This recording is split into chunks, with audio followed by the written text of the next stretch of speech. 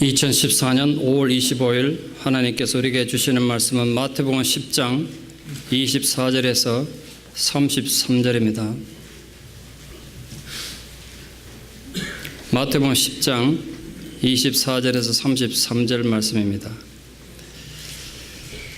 광고를 먼저 좀 드리겠습니다. 제가 지난 몇 주 전에 썼던 맹골수도 시에 대해서 그거 받아 적느라 힘들다 척거리시는데 skpc.org 저희 교회 웹사이트 가면 설교와 칼럼란이 있습니다. 거기에 들어가셔서 칼럼을 치면 그동안 제 시가 있고 근데 신문에 올라오는 칼럼도 제가 넣어놓을 거니까 거기 보시면 됩니다.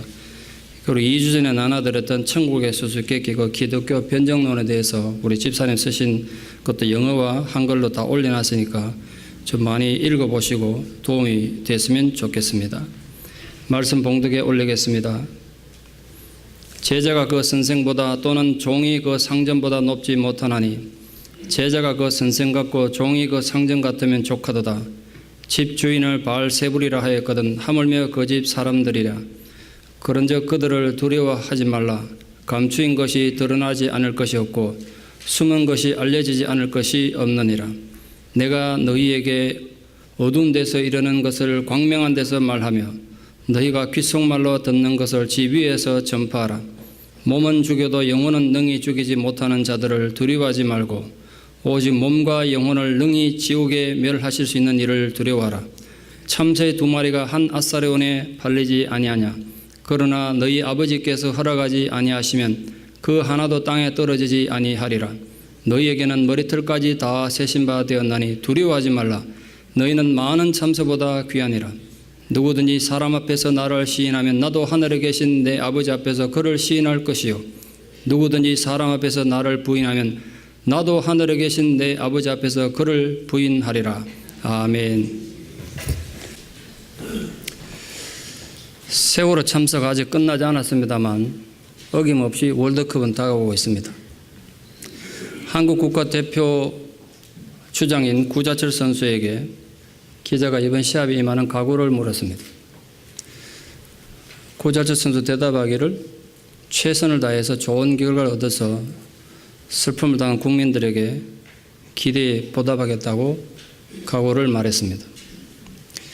이런 중요한 시합이 있으면 사람들 누구나 나름대로 각오와 목표를 설정합니다. 그 각오와 목표는 앞으로 개임을 치르는데 굉장히 중요한 작용을 합니다. 때로는 절대적인 작용을 합니다. 오늘 우리가 읽은 본문은 예수님께서 제자된 자들에게 제자로서 앞으로 살아가는 삶의 각오와 목표를 설정해 준 것이기 때문에 중요합니다. 예수님 당대의 제자들뿐 아니라 오늘 우리에게도 신앙인으로서 제자로서 살아갈 삶의 목표와 각오가 있기 때문에 우리가 정말 마음 깊이 좀 새겨야 될 중요한 본문입니다. 예수님께서는 우리가 얼마나 연약한 존재인지를 너무나 잘 아십니다. 우리가 조그만 일 앞에서 얼마나 조급해하며 당황하며 또 얼마나 쉽게 마음의 평정을 잃어버리는지도 잘 아십니다. 또한 우리가 우리 삶에서 말씀을 진리를 실천하며 사는 일이 또 얼마나 힘든지도 너무나 잘 아십니다. 그래서 세상의 공격이 점점 강화되어가는 현실에서 우리에게 용기와 위로를 또 확신을 주시기 위해서 오늘 주신 주님 이렇게 말씀하셨습니다. 먼저 예수님 주신 격언을 좀 잘 들어보십시오. 제자가 그 선생 같고 종이 그 주인 같으면 족하도다. 예수님이 당시의 속담을 통해서 두 가지의 사실을 우리에게 지금 교훈하고 경고하고 있습니다. 먼저 제자된 자들이 앞으로 지게 될 고난에 대해서 경고하고 있습니다. 예수 그리스도께서 고난의 십자가를 지셔야 했다면 그를 따르는 제자들 또한 십자가를 지는 고통 당하는 것 당연한 일이므로 예수 믿는 자들은 마음의 준비를 잘 하라는 겁니다. 여러분 절대로 착각하지 마십시오. 예수님은 단지 우리에게 승리의 영광을 나누어 주기 위해서만 우리를 제자로 부르신 것이 절대로 아닙니다. 십자가의 고난과 수치를 주님과 함께 나누지 않으면 그 위에 오는 영광을 절대로 함께 누릴 수가 없습니다. 그래서 주님은 우리에게 그 십자가의 고난을 함께 나누기 위해서 부르셨음을 믿습니다. 우리 그걸 긍정하고 나가는 것입니다. 그런 자들을 제자라고 합니다. 또한 예수님께서는 단지 고통에 대해서 경고하신 것만이 아니라 제자된 자들의 특권에 대해서 말씀하고 있습니다. 우리가 참 별 볼 일 없는 존재고 여러 가지 연약한 문제가 있는 인간인 거 분명합니다만, 그래도 주님을 위해서 고난당하는 건 예수님 사역을 그때 함께 나누는 겁니다. 또 우리가 믿음을 위해서 희생하는 것, 내가 믿음을 지켜서 가정의 어려움을 이겨내고 억울한 일을 참는 그 과정을 통해서 주님의 십자가 희생을 함께 나누는 겁니다. 주를 위해 고난당하는 것이 그런 면에서 제자들에게 놀라운 특권이 되는 것입니다. 그래서 여러분, 우리가 욕을 먹어도 감사하고 억울해도 힘을 낼 수 있고 자존심 상해도 기뻐할 수 있는 것입니다. 그러나 당시 제자들은 예수님의 메시아 왕국 세우면 부귀영화 누리는 데만 혈안이 되어 있었습니다. 그들은 영생의 복을 누리기 위해서 이 땅에서 고난의 십자가를 지고 복음을 전파해야 한다는 건 꿈에도 생각하지 못하고 있었습니다. 그래서 예수님께서는 누차 참된 제자도에 대해서 설명하시면서 고난과 핍박에 대해 준비할 것을 경고하셨습니다. 그건 우리도 마찬가지입니다. 예수님이 그렇게 억울한 일 당하시고 수치를 당하고 고난을 당하셨다면 우리도 고난당하고 억울한 일 당하는 것 당연한 일입니다. 그걸 긍정할 수 있겠습니까? 그러나 현실은 너무나 실망스럽게도 많은 성도들이, 많은 기독교인들이 사람들의 영광을 받고 인정받는 데는 아주 익숙합니다. 그러나 고난을 대하는 자세가 너무 훈련이 되어 있지 않습니다. 억울한 일을 당하는 건 훈련이 전혀 되어 있지 않습니다. 그러면 우리가 아무리 오랜 세월 교회를 다녀도 교인은 됐을지 몰라도 주님의 제자는 될 수가 없습니다. 그건 이렇게 설교하는 목사도 예외가 아니고 모든 평신도도 예외가 아닌 것입니다. 영국의 최후의 로마 카톨릭 성직자의 이름을 남긴 존 해밀턴이 성 앤드루 대주교가 되고 난 뒤에 공식적으로 첫 번째 행한 행사가 종교개혁가 아담 왈레스를 신문하는 것이었습니다. 왈레스는 종교재판정의 삼엄한 분위기 속에서도 전혀 유축되지 않고 당당하게 이렇게 주장한 것이 기록에 되어 있습니다. 하나님의 거룩한 말씀에 부합되는 것 외에는 내가 말하지 않겠노라. 나는 죽기까지 성경의 진리를 더 알게 힘쓰겠노라. 내가 하나님의 말씀을 가르친 까닭으로 오늘 정죄받아 죽는다면 내 무지한 피해의 대가를 그대가 그리스도 앞에 심판대 섰을 때 그대의 손에서 찾게 되리라. 존 해밀턴 대주교는 자기가 가진 종교 정치의 힘을 가지고 왈레스를 화형에 처하도록 판결을 내렸습니다. 사형 집행에 있는 날 대주교는 최후로 왈레스에게 다시 개종할 것을 요구하고 기회를 줬지만 왈레스는 거기에 대답도 하지 않고 간수들 보고 불은 피어났냐? 형장으로 가자. 그리고 형장으로 갔습니다. 화형장으로 가는 중에 백성들 보면 이렇게 마지막 유언을 남겼습니다. 내가 오늘 진리를 위하여 죽음 당하는 이 일에 대하여 그대들에게는 책임이 없으리라. 주의 말씀에 종이 상전보다 더 크지 않다고 하셨기 때문이다. 오늘 예수님 본문의 말씀을 인용하고 그는 불꽃을 따라 영원히 하나님께로 갔습니다. 세월이 얼마 흐르지 않아서 이 존 해밀턴 역시 메리 여왕에 가지고 교수형에 처해서 죽었습니다. 짧은 한순간 해밀턴이 힘을 가지고 이긴 것 같았지만 하나님 영원한 심판대 앞에서는 어떻게 판결되었겠습니까? 뭐 그렇다고 우리가 지금 십자가에 달려 숭배하는 그런 시대에 살고 있는 건 아닙니다만 어떤 부분에서는 십자가에 달려 죽는 것과도 비교되지 않을 정도로 더 잔인하고 고통스러운 사건들을 우리 삶을 통해 마주할 수가 있습니다. 여러분 가정 안에서 그런 고통스러운 상황을 겪을 수 있습니다. 여러분 일터와 모든 인간관계도 마찬가지고 가장 은혜로워야 할 교회 안에서조차도 그런 배신을 당할 수가 있습니다. 그때 여러분 절망하거나 미워하거나 한을 품는 것으로 여러분에게 주어진 삶의 기회를 낭비하지 않도록 주의하십시오. 할 수 있다면 오히려 기뻐하십시오. 주님께서 지금 여러분이 겪는 그런 고통과 억울하고 수치스러운 사건을 통해서 여러분을 주님의 고난에 동참하는 자로 삼으시는 것입니다. 그걸 깨달으시고 내가 이렇게 주님의 사역에 동참하는 인간이 되다니, 나 같은 존재가 주님의 독립자가 되다니 고난이 도리어 변화의 기쁨이 될 수 있는 특권을 절대로 놓치지 않기를 축원합니다. 예수님께서 병자를 고치는 이적을 행하셨을 때 바리새인들이나 제사장들은 복음을 발견한 것이 아니라 예수님이 귀신의 왕 바알세불의 힘을 빌려서 병을 고친다고 야비하게 매도했습니다. 예수님을 바알세불이라고 비난한 것은 예수님을 사단이라고 욕하는 것과 똑같습니다. 생각하면 할수록 얼마나 자존심 상하고 억울한 일입니까? 실력으로 따지자면 예수님 발바닥도 따라오지 못할 삼류 사이비 종교 정치꾼들이 메시아를 사단으로 몰아세우다니 얼마나 끔찍한 욕입니까? 예수님 입장에서 얼마나 억울하셨겠어요. 그런데 예수님 거기에 대해서 아무런 반응을 하지 않으셨습니다. 오히려 제자들에게 내가 지금 선생되고 집 주인 된 입장에서 이 정도 치욕을 당하였다면 제자 되고 그 집에 하인된 우리들도 더 험한 욕을 먹어도 당연하다고 하셨습니다. 그러니까 여러분 살면서 비참한 생각도 들고 억울한 생각도 들겠지만 욕을 먹고 고난을 당해서 내가 선생이고 주인이신 예수님처럼 됐다면 예수님 같은 존재가 되었다면 그거로 족하게 여기라는 겁니다. 여러분 주님을 위해서 교회를 위해서 복음과 진리를 위해 욕먹는 거 두려워하지 맙시다. 부끄러워하지도 맙시다.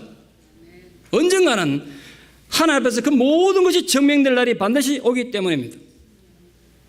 감추인 것이 드러나지 않을 것이 없다는 말은 하나님 하늘에서 모든 걸 다 보고 계신다는 뜻입니다.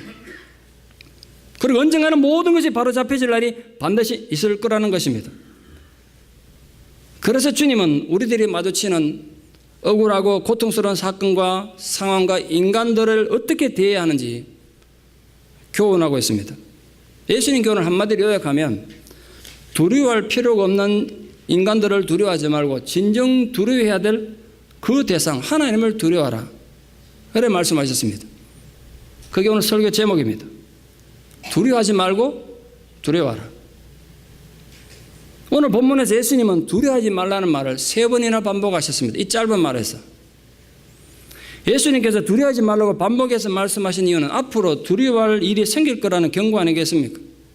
왜 두려운 일이 생길까요? 하나님 나라 일꾼들은 언제나 필연적으로 오해를 받기도 하고 고난과 박해가 항상 있기 때문에 그렇습니다. 그래서 우리가 적어도 예수 믿는 사람은 적어도 세상에서 더 도덕적인 삶을 살아야 되고 더 윤리적인 삶을 살아야 돼요. 안 그래도 박해가 있기 때문에. 그러므로 세상을 두려워하지 마십시오. 천국 복음을 선포하는 삶을 살면 고난과 어려움을 당하는 건 필연적인 일입니다. 세상이 주는 고난과 핍박은 때로 우리 생명을 위협할 정도로 도전적이고 위협적이기도 합니다. 그런데 예수님 그런 세상 두려워하지 말라는 거예요. 그거 두려워할 거 아니라는 거예요. 세상이 가할 수 있는 위협은 기껏 해봐야 우리 몸뚱이 고깃덩어리 이거 죽이는 정도지 우리 영혼까지는 해할 수 없기 때문이다. 그래 말씀하셨습니다. 15년 전에 선교를 가기 위해서 훈련받던 우리 팀이 예방주사를 맞으러 병원에 갔을 때입니다. 애들 중에 지금 생각해보면 그 애들 부모도 의사였던 것 같은데 그 부모에 대한 상처 때문인지 모르겠습니다만 병원에 딱 들어서니까 가운 입은 의사 간호사만 보고 막 경계하더라고요. 아이가 막 좌절해지더라고요. 애도 나이가 좀 들었는데 그보다 더 어린 애들은 그냥 아무렇지도 않게 가가지고 우리 언영이가 그때 2살 때인가 그런데 그냥 주사를 담으면 안 돼. 예방주사를. 걔는 막 발부동을 쳤어요. 병원에 안 들어가겠다고. 근데 간호사가 주사기 들고 나오니까 완전히 얼굴색이 새까맣게 돼가면 변해가면서 울어댔습니다. 그 역시 의사인 엄마가 옆에 있는 사람들 보기에도 얼마나 민망하고 애 달래려면 곤욕을 치렀더라고요. 그 집에 아들이 3명인데 그 막내 아들이 그러더라고요. 이거 엄마가 설명했습니다. 우리가 지금 선교를 가는데 이 주사 안 맞으면 무슨 병이 걸려 죽을 수도 있어. 더 아플 수 있어. 아무리 타일러도 소용없었습니다. 그날 그 아이 결국 그 예방주사 못 맞았습니다. 아이는 눈에 보이지 않는 뭔지 모르는 큰 병보다 지금 눈앞에 있는 주사위가 더 무서운 겁니다. 진짜 두려워할 것은 두려워하지 않고 별것 아닌 것을 두려워하는 잘못을 저지르는 건 애들뿐이 아닌 것 같습니다. 지혜롭고 똑똑하던 어른들도 마찬가지입니다.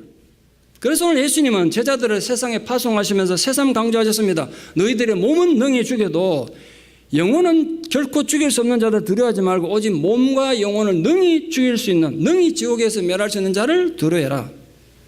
눈앞에 있는 두려움은 순간적이지만 하나님의 심판은 영원하다는 것입니다. 불의한 인간들이 감추고 은폐시켰던 모든 거짓과 불의한 일들은 하나님의 공의로운 심판날에 다 드러날 것이고 다 알려지게 될 것입니다. 그러므로 우리의 진실이 당장 드러나지 않았다고 낙담하지 마십시오. 살아계신 하나님께서 작은 일부터 큰 일까지 다 보고 다 판단하고 계시고 언젠가는 책임을 물을 날이 반드시 있을 것입니다. 그 사실이 한편으로는 굉장히 두려움이지만 한편으로는 위로가 되지 않습니까? 이것이 57년 제 인생에 있어서 제 삶이 가장 변화된 가장 큰 원인이라 생각합니다. 언젠가는 하나님의 심판이 있다는 것, 전 그걸 믿기 때문에 순간의 억울함, 순간의 속상한 거 조금은 예전보다 초월할 수 있게 됐습니다. 그래서 옛날에는 제가 상상도 못했던 여유를 가지게 됐습니다. 우리 집사람이 저보고 자주 하는 말이 있습니다. 당신이 절대로 이런 사람이 아니었는데 내가 긍정합니다. 나도 그렇게 생각한다고. 내가 절대로 이런 인간이 아니었다. 내가 인정한다. 무엇이 나를 이렇게 바꾸었냐? 하나님의 최고 심판을 믿기 때문에 그거 알고 나니까 모든 게 하찮아 보이더라고요. 웃어 보이더라고. 여러분에게도 그 하나님 위로를 전하고 그 하나님 정의를 좀 굳게 붙잡으라고 권하고 싶습니다. 지금 억울한 일을 당해서 당장 원수 갚지 못해도 너무 억울하게 생각하지 마십시오. 인생은 순간이지만 하나님 나라 영원한 거 아닙니까? 우리 정말 이루어내라 그 하나님 나라의 영혼을 믿는 자들 아니냐 말이에요. 그 억울한 거 환풀이하겠다고 하다가 하나님의 경외하는 마음 잃지 않도록 주의하십시오. 아무리 여러분 삶이 힘들고 억울해도 하나님 경외하는 마음만은 결코 잃지 않고 굳게 붙잡고 계십시오. 그러면 내일이 있는 겁니다. 내일이. 하나님께서 허락하지 않으시면 참새 한 마리도 땅에 떨어지지 않는다고 했습니다. 우리는 많은 참새보다 귀하지 않겠습니까? 어찌 하나님께서 우리를 잊으시거나 우리 억울한 행편을 모른 척 하시겠어요? 물론 오늘날 성도님들이 목숨을 위협받을 정도의 직접적인 핍박을 신앙 때는 받기는 어렵습니다. 그러나 우리 살다가 경제적인 어려움이나 사회적인 냉대나 인간적인 배신이나 야비한 인격적 공격을 통해서 간접적인 핍박은 얼마든지 당할 수 있습니다. 우리가 그런 야비한 일들을 당할지라도 세상이나 사람들을 두려워하지 않을 수 있는 이유는 우리에게 그 하나님 영원한 정의와 하나님 나라에 대한 소망이 있기 때문입니다. 눈에 보이는 인생은 짧지만 우리 이후에 천국 가서 주님과 누릴 그 하나님 나라의 삶은 영원한 거 아니겠습니까? 그러니까 부디 세상에 잠깐 보이는 그 불이익과 고난을 두려워하지 말고 영원한 하나님 나라를 소망하고 그 소망으로 지금 좀 억울하고 불이익을 당해도 잘 참고 견딜 수 있는 분들 되기를 축원합니다. 그러니까 온갖 편법과 불법을 저지르면서 자기들 뜻대로 세상 되어간다고 화난 인간들 그냥 두십시오. 그냥 두라고요. 언젠가는 모든 것이 다 드러날 것이기 때문에 그렇습니다. 여러분은 하나님께서 우리 머리털까지 다 세셨다는 예수님 말씀 어떻게 받아들이십니까?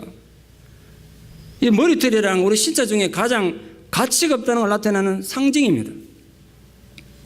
여러분은 여러분 머리털이 몇 개인지 아십니까?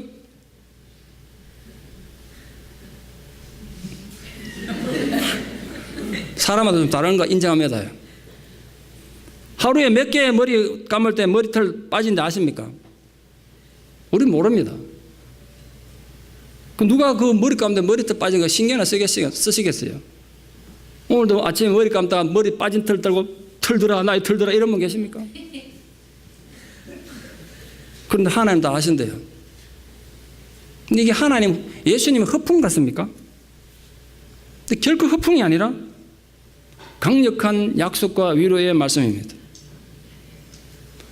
하나님 그냥 무의미하게 사라지는 우리 머리털까지 다 헤아릴 정도로 우리에게 관심을 갖고 계신다는 거예요. 그게 우리에게 정말 위로가 되지 않습니까? 왜냐하면 우리 머리털까지 다 헤아릴 정도로 우리 일거수일투족 알고 계신다면 우리 당하는 고난 어려움 모를 리가 없죠. 분명히 보호해 주실 것입니다. 오늘 본문에 참새라고 번역된 헬라 원문을 보면 그 참새라는 단어가 원래는 작은 새, 가치 없는 새, 볼품없는 새 이런 뜻입니다. 적어도 헬라 사회에서 가장 값싼 생명을 상징하는 용어입니다. 그걸 가장 존귀한 사람의 목숨과 대조해서 주님 지금 말씀하고 계신 겁니다. 보잘것없는 그 참새 한 마리도 하나님 뜻이 아니면 하늘에서 땅에 떨어지지 않는데 하물며 하나님 자녀들인 너희들의 목숨 하나님께서 아무렇게나 방치하겠느냐? 그겁니다. 너희들을 눈동자처럼 지키고 보호하실 것이다. 그 말이에요. 그렇다면 심각한 문제가 하나 대두됩니다. 참새 한 마리도 하나님 뜻이 아니고 땅에 떨어지지 않는다면 세월호 참사로 300여 명이나 되는 어린 학생들과 주민들이 억울한 죽임 당한 거 그 하나님 뜻이냐? 그런 의문이 들지 않습니까? 그런 질문 얼마든지 할 수 있지 않겠습니까? 제가 설교 준비하다가 성도님들이 이 성경 본문 보고 이 설교 듣고 그런 생각 할 수도 있겠다는 생각이 문득 들었어요. 그 죄 없는 아이들을 왜 억울한 죽음을 당해야 되냐? 그게 과연 하나님 뜻입니까? 오늘 목사님 설교대로 오늘 예수님 말씀대로라면 참새 한 마리도 하나님 뜻이 아니라면 땅에 떨어지지 않는다며. 근데 그 많은 아이들 왜 억울하게 죽어야 되냐? 물으면 난 뭐라고 대답하지? 제 고민이 깊어질 수밖에 없었습니다. 질문을 했으니 대답은 해야겠죠. 오늘 본문이 말하는 참새 한 마리 죽음과 오늘 우리 시대에 일어난 비극적인 죽음과는 성격이 다르다는 걸 먼저 말씀드리고자 합니다. 오늘 예수님께서 당시 문화에서 가장 가치가 없는 생명체였던 참새를 비유로 들면서 너희들은 많은 참새보다 귀하다고 하신 것은 우리가 복음 전파를 하면서 마주치는 박해와 고난에 관계되는 것입니다. 일반적인 인간의 비극적인 죽음을 말씀하신 게 아닙니다. 사실 세월호 참사나 삼풍백화점 참사나 성수대교 참사 같은 것이 그게 어찌 하나님의 섭리라고 말할 수 있겠습니까? 이 비극들의 공통점은 인간들의 탐욕과 무능함과 무책임 그리고 비겁함의 결과인 것입니다. 혹시 오해하실까 봐 다시 강조해서 말씀드립니다. 세월호 참사 같은 것은 결코 하나님의 섭리도 계획도 아닙니다. 하나님 어찌 그런 잔인한 계획을 하시겠습니까? 그것은 인간들의 탐욕과 무능의 대가인 것입니다. 솔직히 말씀드리면 세월호 참사 같은 것에 대한 하나님의 뜻은 성경에 분명히 있습니다. 세월호 참사에 대한 하나님의 뜻은 인간들이 좀 더 정직하고 좀 더 겸손하고 좀 더 책임감 있게 행동해서 그런 비극을 막으라는 것이 하나님의 뜻입니다. 그러므로 세월호 참사는 하나님의 섭리와 뜻을 거역하고 배반한 인간들의 반역의 결과이지 결코 하나님의 뜻은 아닌 것입니다. 오늘 본문을 접하면서 혹시나 오해하실까 봐 염려가 돼서 말씀을 드립니다. 세월호 참사의 충격을 벗어나려면 아직도 많은 세월이 흘러야 될 것입니다. 많은 눈물이 더 필요할 것입니다. 지난주 정부 합동분향소에서 이번 사고로 아들을 잃은 어떤 어머니가 붙여준 메모지를 제가 신문에 읽고 참 가슴이 아팠습니다. 그 엄마가 아들을 그리하면 이렇게 써서 거기에 붙여놨더라고요. 그래도 네가 있을 때는 가난했지만 행복했는데 너 가고 나니까 가난만 남았구나. 그 많은 걸 얘기하지 않습니까? 그 한마디 엄마의 말이 마음이 너무 아프더라고요. 안산 지역은 아직도 지역 전체가 장례식 치르는 분위기라고 합니다. 아직도 시신을 다 찾지 못했으니까 다른 지역보다 아픔이 남들이라 생각합니다. 저도 안산을 전도하느라고 여러 번 가본 적이 있는데 안산은 여러분 알다시피 공단 지역이라 가난한 분들이 굉장히 많습니다. 참 가슴 아픈 데입니다. 그런데 기가 막힌 건 한국교회 지도자들이 모인 한국기독교 총연합회 부의장이라는 조모 목사는 가난한 집 아이들이 수학여행 가려면 경주 불국사로나 갈 일이지 왜 제주도 배 타고 가다가 이런 사단이 벌어진지 모르겠다고 말해가지고 지금 파문을 일으켰습니다. 대단하다는 생각이 듭니다. 게다가 사랑의 교회 사태로 지금 한국교회에 큰 상처를 입히고 있는 오정현 목사는 그 바쁜 와중에 또 말라고 지난주 미국까지 와가지고 자기 교회도 지금 머리 터질 텐데 LA 사랑의 교회 와가지고 자기가 지금 학위 위조 논란 때문에 어려움 겪고 있는 그거 변명하다가 정모준 후보가 그 후보 아들이 국민들이 미개하다고 했는데 틀린 말은 아니다. 그래 말해가지고 또 문제를 일으키고 있습니다. 예수님이라면 어떻게 하셨을 것 같습니까? 예수님이 그들 보고 어떤 생각을 하실 것 같습니까? 제가 그 뉴스에서 보고 그들 머리를 딱 열어가지고 뇌를 한번 봤으면 좋겠다는 생각이 들었어요. 도대체 내가 어떻게 구조가 생겼는지 우리랑 구조가 좀 다른 것 같아요. 가뜩이나 교회가 지탄의 대상이 되고 있는 현 상황에서 교회 지도자들이라는 사람들이 이런 실수를 한다니 정말 용납이 됩니까? 제가 아무리 생각해봐도 얻은 결론은 하나입니다. 한마디로 목사들이 너무 교만하고 배에 살이 너무 쪄서 그런 것 같습니다. 교회가 이런 비인간적이고 비윤리적인 문제들로 세상에서 박해를 받는다면 우리가 주님한테 무슨 말을 하겠어요? 무슨 할 말이 있겠어요? 우리가 복음을 전하다가 뭐 의로운 박해를 받는 것도 아니고 정말 한심한 생각 들지 않습니까? 이런 슬픈 소리 자꾸 해서 죄송합니다만 돈만 밝히는 구원파의 우두머리들로 인해서 세월호 참사까지 난 걸 생각하면 지금 현 시점에서 한국 교회는 한국 사회에서 사회 구원은 고사하고 세상의 재앙이다. 교회가 재앙이다. 이런 생각이 듭니다. 참 걱정이 너무 되지 않습니까? 우리 하나님 약속을 가진 자들로서 우리 반드시 기억해야 될 하나의 사실은 사람들 앞에 예수를 입으로 시인하는 것이 얼마나 중요하냐는 겁니다. 만약 성도인데 세상을 두려워하거나 어떤 다른 조건들 때문에 사람들 앞에서 예수를 거부한다면, 부인한다면 예수님께서도 그들을 나중에 하나님 앞에서 부정할 거라고 말씀하셨습니다. 그러므로 세상에서 예수님을 제대로 시인하는 건 우리 성도들이 지켜야 될 제자들의 필수적인 것입니다. 교회에 출석은 하지만 세상에서는 또 전혀 다르게 이중생활하는 분들이 종종 있습니다. 예수님께서 이런 이중생활을 지금 경고하는 겁니다. 우리 옛날처럼 예수 믿다가 뭐 순교할 상황이 돼가 예수를 부정하는 게 아니라 여러분 교회에서는 이렇게 생활하고 세상에서 전혀 다르게 생활하면 그게 예수님 부정하는 거예요. 딴 게 아니라고요. 여러분의 이중생활이 결국 예수님 고난에 동참하기를 거부하는 것이고 스스로 그리스도를 부정하는 거란 말이에요. 생각해 보셨습니까?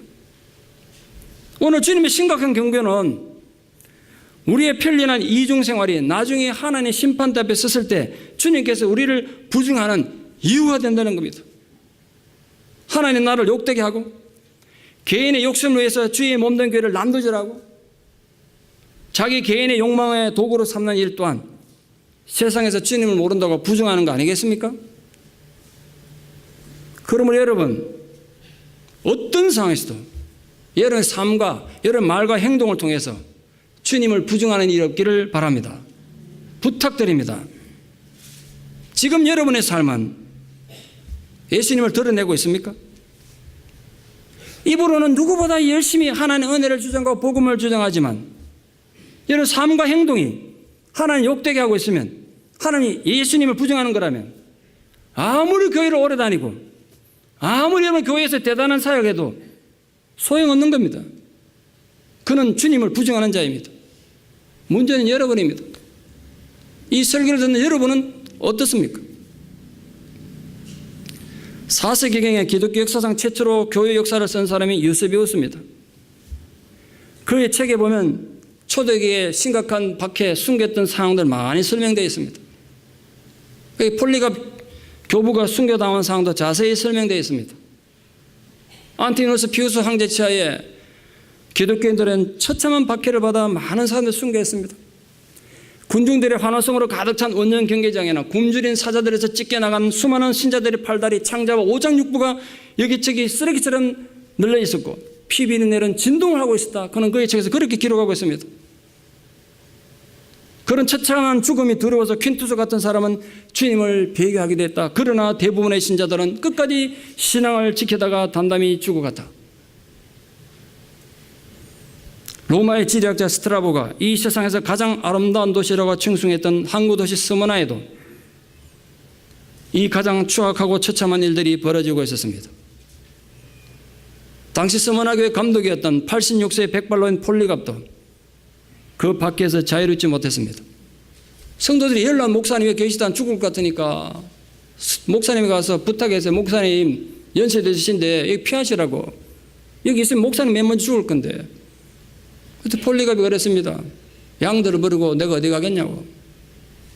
끝까지 교회를 지키고 있었습니다. 자신을 체포로 병사들이 교회에 들이닥쳤을 때 폴리갑 감독은 너무나 의연하고도 기품 있게 병사들을 손님 맞아서 정중하게 맞아들이고 식탁을 베풀어 그들을 대접했습니다. 이 식사하는 동안 내가 내 주님께 마지막 기도를 좀 드릴 테니까 제게 시간을 좀 달라고. 병사들은 한쪽에 식사하고 있고 폴리갑 목사님은 주님 제단 앞에서 마지막 자기 목숨을 드리는 기도를 합니다. 그 장면을 본 로마 병사들이 어떤 느낌이었겠어요? 자기도 또 양심이 있는 사람들인데 자기 할아버지 뻘의 백발의 노인이 죽음을 두려워하지 않고 당당하게 그렇게 행동하는 걸 보고 이런 사람을 우리가 죽이러 끌고 가야 된다니까 마음이 찔린 거죠. 돌아가서 로마 총독에 보고했습니다.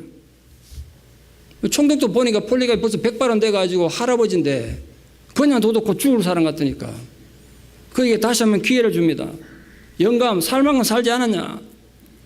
당신이 그동안 한평생 당신이 주를 섬기지 않았냐? 지금 와서 그리스도 부정한다고 뭐 변화가 있겠냐?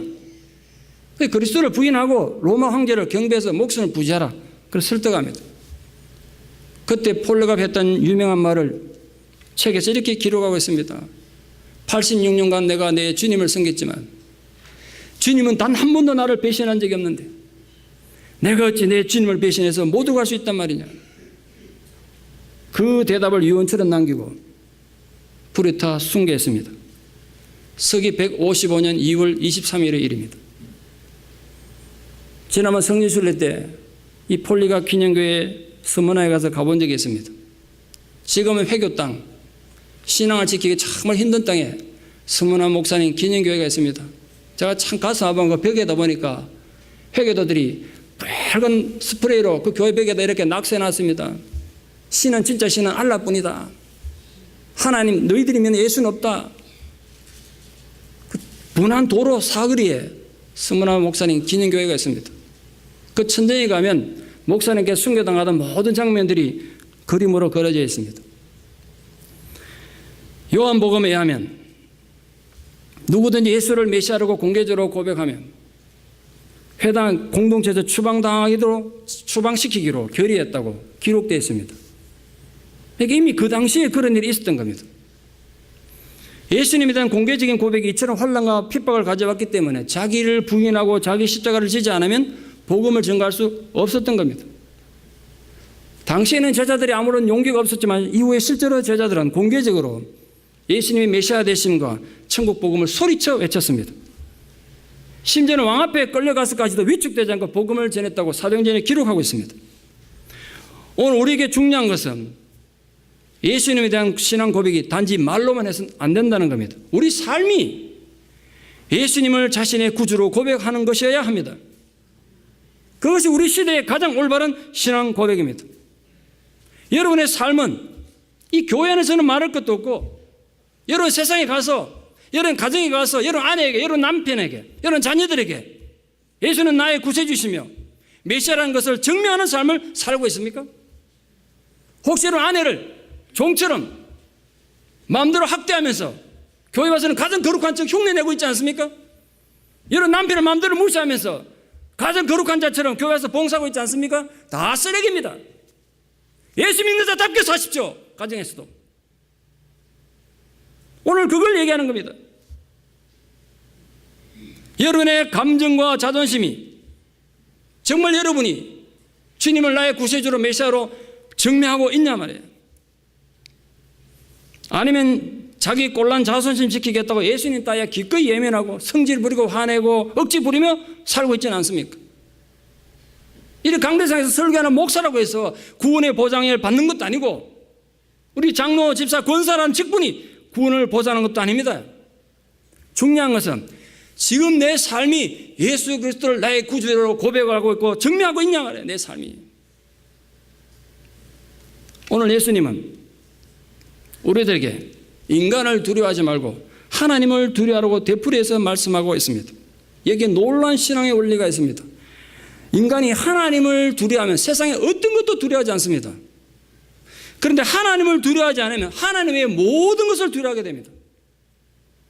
그래서 잠언에서 기록된 것처럼 정령 여호와를 두려워하는 것이 지혜의 근본입니다. 인간은 고난과 죽음을 예상할 때 엄청난 두려움을 느끼기 마련입니다. 안 그렇겠습니까? 아무리 믿음이 있어도 우리 억울한 일을 당하면 속상하고 그래요.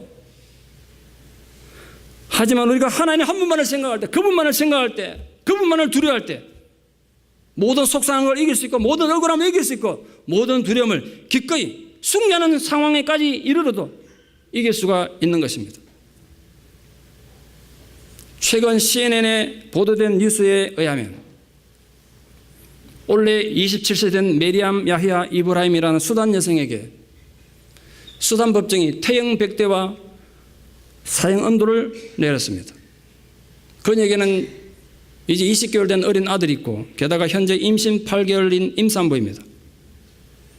8개월 직후에 판결 직후에 이 8개월 된 임산부가 아들 데리고 함께 감옥에 갇혀서 처벌을 기다리고 있습니다. 임산부를 죽일 수는 없으니까 2달 후에 아이를 출산하고 나면 태형을 맞고 교수형에 처해진다고 합니다. 저는 이 뉴스를 들으시면 얼마나 악한 짓을 했으면 임신 8개월에 20개월 된 아들 둔 여인에게 100대의 태형에다가 그것도 모자라서 태형을 때린 뒤에 사형을 하도록 언도했을까요? 얼마나 끔찍한 죄를 지었으면. 놀랍게도 이 여인이 받은 죄의 목은 예수를 믿는다는 것입니다. 예수를 믿는다는 게 끔찍한 죄였어. 그는 법정에서 기독교 신앙을 포기당할 것을 강요했지만 끝까지 거부했고 재판국은 죽을 때까지 목을 매달아 둘 것을 선고한 것입니다. 그 법정 기록에 하면 그녀 아버지는 이슬람 교도였고 어머니는 기독교인이었습니다. 아버지는 가족을 버리고 떠나가버렸고 그 바람에 어머니 밑에 자라면서 어머니부터 신앙을 물려받고 기독교인이 됐습니다. 그리고 기독교인과 결혼했습니다. 그런데 수단의 종교법은 아버지가 이슬람 교도였기 때문에 너도 이슬람 교도고, 그래서 기독교인과 결혼한 것은 간통이고 기독교를 믿는 것은 배교행위라서 처벌을 받아야 한다는 겁니다. 그녀의 남편은 휠체어를 타는 장애인인데 우리 가족을 위한 희망은 하나님께 기도하는 것밖에 없습니다. 눈물로 도움을 호소하고 있습니다. 한번 생각해 봅시다. 2000년 전 로마 황제를 숭배하는 고대 시대도 아니고 신앙의 자유를 박탈하던 전제군주 시대도 아니고 2014년 5월에 이 시리도록 푸른 하늘 아래에서 예수를 믿는다는 사실 하나 때문에 임산한 임산부가 100대의 태형을 맞고, 아무도 태형 100대 맞으면 교수형 당하기 전에 죽을 것 같습니다. 그래도 살아있는다면 교수형의 처해를 어려움에 처했습니다. 이건 고대시대의 전설이 아니라 우리가 숨쉬고 있는 우리 시대의 실제 상황입니다. 제가 그 뉴스를 접하면서 제 스스로 몰아보았습니다. 박 목사, 네가 만약 저 여인의 상황이 있다면 어떻게 할 것인가? 그래서 제가 정말 진실된 마음으로 여러분에게도 물어보고 싶습니다. 메리야, 야히야, 이브라임이 아닌 여러분이 그런 상황이라면 어떤 선택을 하시겠습니까? 우리는 운이 좋아서 이 미국 땅에서 자유롭게 마음대로 예수 믿지만 그녀는 재수 없이 이슬람 국가에 태어나서 엉터리로 예수 믿는 것이 아니라 너무나 진실되게 예수를 믿는다는 사실 때문에 비참하게 죽어야 될 위기에 처했습니다. 서방 국가들이 외교적 노력을 다한다고 하지만 눈 하나 깜짝하지 않는다고 뉴스에서 보도했습니다. 우리 한번 생각해 봅시다. 저와 여러분은 도대체 어떻게 예수를 믿고 있습니까? 여러분 어떻게 예수를 믿고 있습니까? 혹시 예수를 믿는 게 아니라 믿어주는 건 아닙니까? 그래서 주일날 교회 한번 와주는 것으로 내가 또 신앙에서 할 일 다 했다고 생색내고 있지는 않습니까? 왜 컨설팅이냐? 내 나무라냐? 왜 목사님은 왜 맨날 우리 보고 야단치냐? 그럼 주일날 예배 드렸지 않냐? 내가 신앙에서 할 일 다 했는데 혹시 그래 생각하지 않습니까? 말도 되지 않는 사소한 일로 늘 감정 싸움이 나는 이민교회 교회 입장에서는 이 메리암, 야히야, 이브라임의 선택이 이해되십니까? 그녀가 앞으로 어떻게 될지 저도 기도하며 지켜보려고 합니다. 그래서 그녀 이름을 제 기도 수첩에 올려놨습니다. 그러나 오늘 이 주님의 말씀이 제 가슴에 새삼 와닿습니다. 너희가 사람들 앞에서 나를 인정하면 나도 내 아버지 앞에서 너를 인정할 것이다. 그러나 너희가 사람들 앞에서 나를 부정하면 나도 내 하나님 아버지 앞에서 너를 부정할 것이다. 메리암, 야히야, 이브라임이 설령 태형을 맞아 죽든지 교수형으로 생을 마감한다 해도 저는 그녀를 결코 실패자라고 부르지 않을 것입니다. 그녀는 순교자가 될 것이며 신앙의 위대한 승리자가 될 것입니다. 그 옛날 스데반 지사님을 맞아주셨던 주님이 하늘 보좌에서 두 팔 들고 그녀를 맞아주실 것을 믿어 의심치 않습니다. 여러분은 어떻습니까? 여러분 하나님 앞에 섰을 때 예수님께서 여러분을 인정하고 받아들이시겠습니까? 아니면 나 너 모른다고 부인하시겠습니까? 설마 주님이 나를 모른다고 하시겠냐? 혹시 그런 막연한 요행으로 예수 믿고 있지는 않습니까? 솔직히 저 자신도 이 부분에 대해서 굉장히 궁금합니다. 우리들의 현재의 삶의 선택이 나중에 심판의 근거가 될 텐데 그때 우리들에게 어떤 평가가 주어질까? 굉장히 궁금합니다. 그러나 제가 간절히 바랍니다. 여러분 중 한 영혼도 주님께서 나 너 모른다 그렇게 부인당하는 분들은 없기를 바랍니다. 여러분들의 영혼을 책임지고 있는 목사로서 그런 꼴을 제가 본다면 하늘나라 가슴들 제 마음이 얼마나 아프겠어요. 아무리 제 속을 썩이고 애를 먹이더라도 주님께서 여러분을 부정한 일 없도록 예수 잘 믿으십시오. 목사인 제가 여러분 인정해주고 뭐 다른 성도들이 인정해주니까 뭐 대수겠어요. 주님이 인정해 주셔야지. 주님이 인정해 주셔야지. 진정으로 두려워할 필요가 없는 인간들을 두려워하지 말고 진정 두려워해야 될 분을 두려워할 줄 아는 참된 신앙이 진정한 주님의 제자로 훈련되고 준비되는 모든 성도들 되시기를 진심으로 축원합니다. 기도드리겠습니다. 아버지 하나님, 힘겨운 삶을 살아가다 보니까 우리가 때로는 우리의 본분을 망각하고 하나님도 없는 것처럼 절망하며 원망하며 또 때로는 야비한 속임수를 쓰며 세상을 살아갑니다. 그러나 우리가 오늘 다시 주님의 말씀 앞에 서서 겸손히 우리 자신을 돌아봅니다. 주님, 제 믿음은 어떻습니까? 저는 제 삶을 통해서 주님이 나의 주님 되심을 인정하는 자입니까? 말로만 주를 사랑한다고 거짓되게 고백하는 자가 아니라 나의 행동과 나의 생각과 내 모든 삶은 주님을 증거하는 삶이 맞습니까? 그래서 이후에 주님 앞에 섰을 때 주님에게 착하고 충성된 종이라 인정받을 수 있는 자입니까? 우리에게 냉정한 자기 반성과 자기 고백이 있어서 우리 모두가 이후에 천국에 가서 주님 만났을 때 주님으로부터 다 환영받는 주님의 복된 제자들 하나님 백성들이 되게 도와주시옵소서. 예수님 이름 받들어 기도드리옵나이다. 아멘.